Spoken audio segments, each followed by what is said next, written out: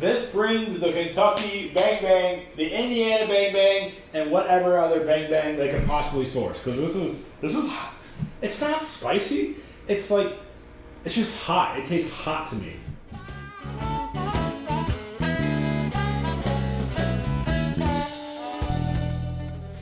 What's going on, everyone? We are going to be taking a look at a new bottle today as part of our 10-year battle.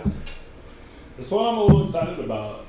These guys are a little newer, Widow Jane. They're doing some pretty crazy stuff as far as what they call marriage, or what we would call blending whiskeys. And I think they're blending out of, is it Brooklyn, New York? Yeah, so I think they actually have a really cool building up there. So if anybody is interested, go check out their website. They have, it's like some old, it's like right in the freaking middle of Brooklyn, New York. It's kind of like a hole in the wall, but they sort of revamped an old distillery building. Their big thing, they're sourcing all of their juice from Kentucky, Indiana, and Tennessee. So they're blending 3 different. So there's sources. Like a lot of rumor on that too. I mean, Indiana, I think we can kind of narrow down to who that is. Probably you were saying earlier, MGP. I mean, MGP, you're kind of like the dirty girl of bourbon. You're definitely not afraid to sell your stuff. But I'm kind of questioning who's selling from Kentucky to them. Could be anybody really. I know you mentioned a rumor earlier. There's a rumor that maybe Buffalo Trace, aka Little Peppery 10-year, got mixed in here, but those are all rumors. Yep. So this is a 10-year. It's blended in New York. I think their big thing on this is pure limestone mineral water. Yeah, so I guess they're cutting it with their mineral water, which is supposed to be superior to anything in Kentucky. It's 91 proof, so they're definitely cutting it down a little bit as they're doing their blending and stuff. This is batch 461, bottle number 724, and it was bottled in 2021. Now, I think the one thing that we both share about this bottle is we both have truly never tried this. Never had anything Widow Jane before. Yeah. I don't really know a lot about this. I think some of the things that I've heard is kind of hit or miss. The water source seems to be kind of a big sticking point for a lot of people that have had this. I guess the first question is, how does that cork sound? Let's take a look. Let down. So we do have a synthetic cork, which not the end of the world, but always prefer to have a real cork. I don't know, it's just the whiskey in me.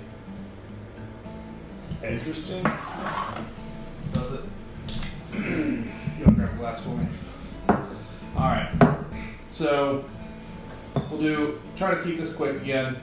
We're going to do the nose, the palate, the finish, kind of what our recommendation on it's going to be. It's almost like clear. So it's like a light whiskey. It's super light. Which for a 10-year, you kind of expect a little bit of a darker color there. Interesting. It's really thin. Just looking at it. But not only is it thin, looking at it, smell it. It's like nothing's there. Yeah, not any like real strong notes. I know when we took a look at that McKenna, or even like looking at Eagle Rare, because that's another one that we're going to be doing here as well. They have some real like prominent notes. Like, this just is really nothing's jumping out at me. This smells exactly what I would think it would be, which is let's take like some good, bourbons and whiskeys, and let's put them together. Let's water them down. That's exactly what this smells like, that's what it is.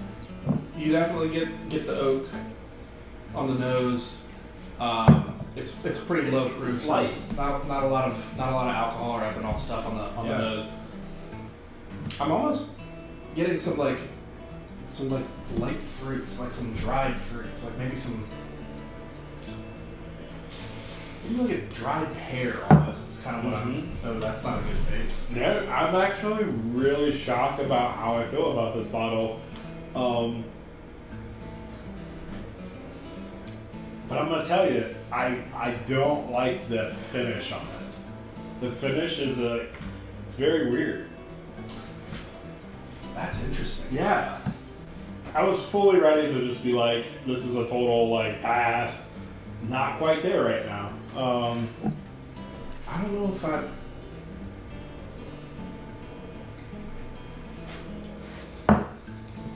Take it back. It's a pass. No. That is intense. That is like, that hits so heavy for a 91 proof. Yeah, for something that is Wow. 91 proof, this definitely drinks pretty alcohol heavy. This brings the Kentucky Bang Bang, the Indiana Bang Bang, and whatever other Bang Bang they can possibly source. Because this is hot. It's not spicy. It's like, it's just hot. It tastes hot to me. Yeah, it's got some heat on it for something that's kind of a lower proof. Let me correct what I just said. It's not hot as in like the alcohol is hot.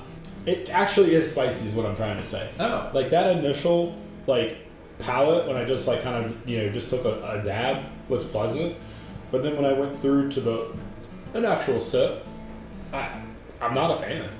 It's so aggressive with the spice on the front. Yeah, so there's got to be some... I don't know if I would say this is like a high rye mash bill, but it definitely seems to drink that way. I don't know what the mash bill is on this. So I think this is purely a corn liquor. Yeah, no, this is a bourbon, but I'm saying like of the blend, you know, you have to have, I think for the bourbon it has to be 51% corn. You could also have like a lot of Four Roses stuff or even the Blue Rye High Rye. It's got a lot of rye in it. You know what I'm saying? It's primarily corn, but there's also just a high rye content as well. This kind of drinks. Yeah, like a heavy rye, but it's not blended. I don't know. It's just a fell, and like I'm not saying that like it's a fell like as a company because clearly you guys are doing something great. Like I'm happy that you guys are like going out there like making marriages like happen. It's just like this is a bad marriage. Like, this is like a mom and dad that are probably not going to make it. This is something that, like, I don't like. I think it's a bad marriage. I don't know if I'd go that far. I don't know. I think the retail on this in Virginia was like $60 or $70. I don't know if I'd pay $60 or $70 for that again. I'm just saying if it was like $70, like, I'm getting a bottle of, like, Eagle Rare and Old McKenna, and I'm about the same price. Yeah, that's true. Give or take, and... This is tough. Like this is tough for me to actually put down. I'm not. So here's where I'm gonna go with this. As far as the palate notes I'm getting, it's almost hard to distinguish some of this, but I'm getting like some light fruits, a little bit. I can't pull it because the only thing I'm getting from it is just maybe some caramel. I'm just getting aggressive spice. Yeah, there's a lot of spice on it, like peppercorn. It's got a very peppery sort of finish to it. Like it sits, you can feel it on the back of your tongue. It's still burning. I'm not gonna. I would say this is worth a try. You know, that's a good point. Like every bourbon drinker, you know, we all have our different go-tos, and just because it's not a hit for me doesn't mean it won't be a hit for you. Because clearly people are buying this product, and like I don't want to bash Widow Jane because like I appreciate that you're trying to do something different. I really do. It's just for me personally, like this is not something I think I would want necessarily on my shelf. This is something that I don't know. It's a cool bottle to have because it's different, right? And this is part of the thing with bourbon and whiskey and stuff, especially with them bottling and all of their stuff being in Brooklyn, New York. They're using a different water source than they do in Kentucky. It's interesting to try. I'm not going to go out of my way to find this. This was just one of those things where I was at an ABC store and happened to be there one day, and I was like, oh cool, we can use this for our 10-year battle. Probably not going to go out of my way to get another one, but worth a try for sure. Certainly wouldn't mix this in anything because this is expensive stuff. It's not horrible, but it's just, it's kind of off the mark for us. So like, I wouldn't mix it not because of price. I just wouldn't mix it because like I could buy something cheaper to mix, and I'd be more happy with it in itself. That's true. And I mean, and now to be fair, like this is the first time we both have ever tried Widow Jane. Like we just went for the 10-year. There's different levels, and like maybe they really killed it on one level. I just think that this could have took a little bit more work, a little more time of like whatever they're doing there. and they need to tone down the spice a little bit because for 91 proof, like you're hitting like a 112, 118, and that's just it's a heavy spice to put down. It's something where if I was smoking a cigar, I think I would be happier with this because it would cut through the tobacco better. But at dinner, with a steak dinner or something, I don't think I would want that. I don't. Yeah, probably not. I could see this pairing well with like a full body cigar.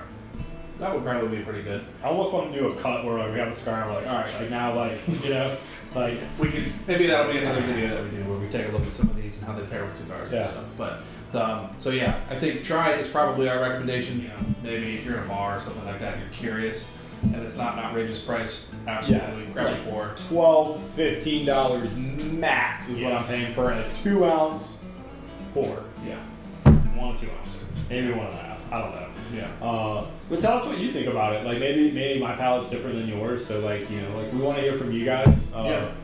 We are forever growing, so we just kind of want to get feedback from you guys. So like and subscribe. We really appreciate it. We still are carrying on our 10-year series. So next week we are going to launch. I think next week we're going to be moving into our Russell's Reserve 10-year pick. That's got a lot of hype, and I'm not a Russell's man, but you are. I am, yeah. So I'm curious to see how that one's going to stack up, and I'm actually really curious to see how all these are going to stack up in a blind taste test because, like, with my track record, I'm going to be like, this is my number 1 pick. So hopefully I hold true, McKenna, Poland, but we'll find out. So, all right, guys, later. Tater Nation out.